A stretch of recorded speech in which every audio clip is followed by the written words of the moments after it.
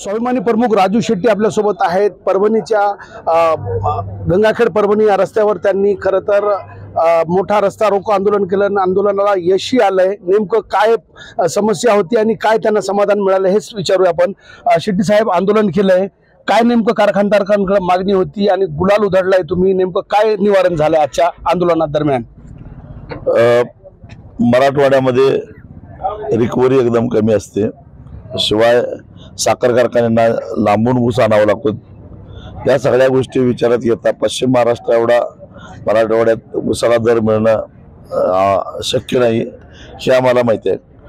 पश्चिम महाराष्ट्रामध्ये 18-19 वर्ष 18 ते 19 महिन्याचा ऊस गाळपाला येत असतो, इकडे 10-11 महिन्याचा येत असतो, तोही फरक आहे। आणि त्यामुळं पश्चिम महाराष्ट्रासारखं नसेल पण किमान 2700 रुपये तरी भाव मराठवाड्यात आणि विशेषतः परभणी जिल्ह्यातल्या सगळ्या कारखान्यांनी द्याव्या असे इथल्या स्वाभिमानी शेतकरी संघटनेची, त्याचबरोबर किसान सभेची आणि सर्वच शेतकऱ्यांची मागणी होती। त्या पद्धतीनं अनेक दिवस ही मंडळी आंदोलन करत होती। त्यांच्या आंदोलनाला प्रतिसाद देऊन जिल्ह्यातल्या बहुसंख्य कारखान्याने 2700 रुपये जाहीर केला, पण 2 कारखाने राहिलेले होते आणि त्या कारखान्यांनी सुद्धा 2700 रुपये जाहीर करावं यासाठी आजचा रस्ता रोको पुकारलेला होता। आणि आजच्या रस्ता रोकोनंतर या दोन्ही कारखान्यांनी त्याला मान्यता दिली आणि त्याच्यामध्ये यश मिळालं।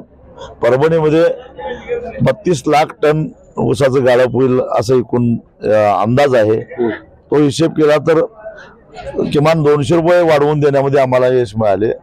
32 लाखाचे झाले 64 कोटी, म्हणजे परभणी जिल्ह्यातल्या शेतकऱ्यांना आम्ही 64 कोटी रुपये वाढवून देऊ शकलो, त्याचं निश्चितच आम्हाला समाधान आहे। जरांगे पाटील आणि बच्चू कडू या दोघांमध्ये चर्चा झाली। जवळपास सगळी सोयऱ्याच्या प्रश्नावर जवळपास दोघांचा समन्वय झाला। सरकारला काय आवाहन करणार? कारण जरांगे पाटील असं म्हणतायत की सरकारनं जर 20 तारखेच्या आधी प्रकरण निकाली काढला तर आम्ही आंदोलन मुंबईला करणार नाही।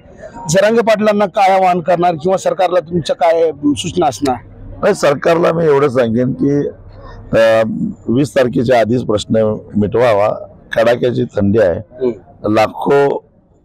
लाखोच्या संख्येने जर लोक मुंबईच्या दिशेने चालले तर त्यांची जेवणाची राहण्याची आभाळ होणारच आहे। नाही म्हटलं तर त्रासदायक आहे। सगळे गोरगरीब लोक आहे, राहणार कुठं, झोपणार कुठं, थंडीची लाट आलेली आहे।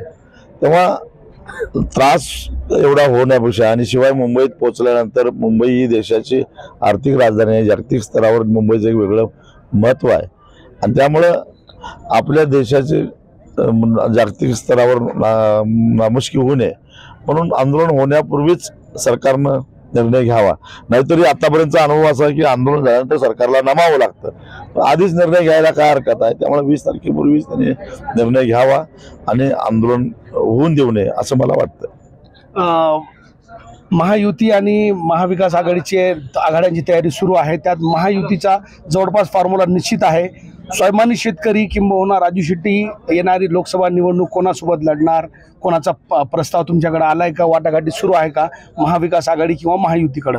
आम्ही आमची दिशा 2 वर्षापूर्वीच ठरवलेली आहे आणि ते म्हणजे त्या बाद झाल्या आता आघाड्या आणि युत्या। आता बाद झालं आपलं, आपण बरं मतदारांच्यावर, शेतकऱ्यांच्यावर, सामान्य जनतेवर, लोकशाहीवर प्रेम करणाऱ्या लोकांच्यावर विश्वास ठेवावा आणि आपलं मत आजमावा। शेवटी निवडून येऊन तरी काय करणार आहे? जनसामान्यांचे प्रश्नच मांडायचे आहेत, ते चव्हाट्यावर आणायचे आहेत आणि ते मी करू शकतो हा लोकांना आता विश्वास आहे, कारण यापूर्वी मी ते करून दाखवलेलं आहे। तेव्हा पुन्हा एकदा उजळ माथ्यानं लोकांच्याकडे मत मागावं, त्यांनी साथ दिली तर सभागृहात जावं, नाहीतर आहे ते चाललेलंच आहे अशी भूमिका घेऊन मी निवडणुकीला सामोरं जाणार आहे। एकला चालो रे ही भूमिका आहे राजू शेट्टींच्या मनावर म्हणता येईल का? मग हो, निश्चितच पुण्याच्याही आघाडीत न जाता आम्ही आमच्या पद्धतीनं वाटचाल करणार आहोत।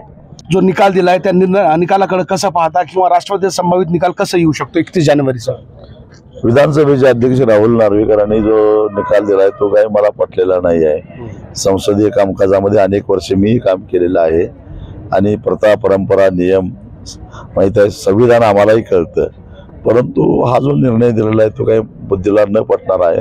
सुप्रीम कोर्टानं केवळ संसदीय कामकाजामध्ये हस्तक्षेप करायचा नाही हे टाळून, कारण गेल्या अनेक वर्षाचा वाद आहे संसद श्रेष्ठ की न्याय व्यवस्था श्रेष्ठ, पण त्या वादात न पडता आपल्या मर्यादित राहून कशा पद्धतीनं निर्णय घ्यायला पाहिजे याचं सूत्रवाच्य अतिशय चांगल्या पद्धतीनं सुप्रीम कोर्टानं केलेलं होतं.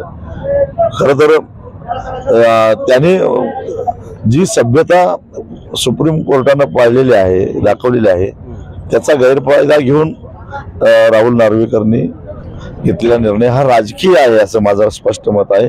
त्यांनीही त्यांच्या अंतर्मनाला विचारून बघावं की हा निर्णय मी योग्य घेतला का अयोग्य घेतला. हेही पात्र तेही पात्र, मग अपात्र कोण, या प्रश्नाचं उत्तर त्यांना द्यावं लागेल. मला तर असं वाटतं की या सगळ्या लोकांना मत देणारे मतदारच अपात्र झाले का काय, असं मला आता अलीकडे वाटायला लागलेलं आहे. राष्ट्रवादीचा निकाल आहे त्याकडे कसं पाहता? आता एक निकाल लागला म्हटल्यानंतर दुसरा तसाच द्यावा लागणार, नाहीतर मग ह्या विधानसभा अध्यक्षांची गणना जागतिक पातळीवर होईल. मग तर उसाच्या प्रश्नावरती राजू शेट्टी यांनी केलेल्या आंदोलनाला परभणीत यश आलंय, तर राहुल नार्वेकरांसहित इतर प्रश्नावरही राजू शेट्टी यांनी आपलं भूमिका मांडली आहे. कॅमेरा पर्सन सय्यद खिजरसह नजीर खान, TV9 मराठी, परभणी.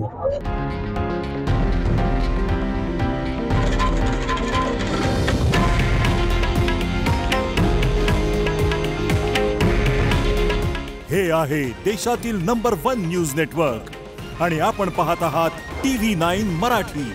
काळजी तुमची, हित महाराष्ट्राचं.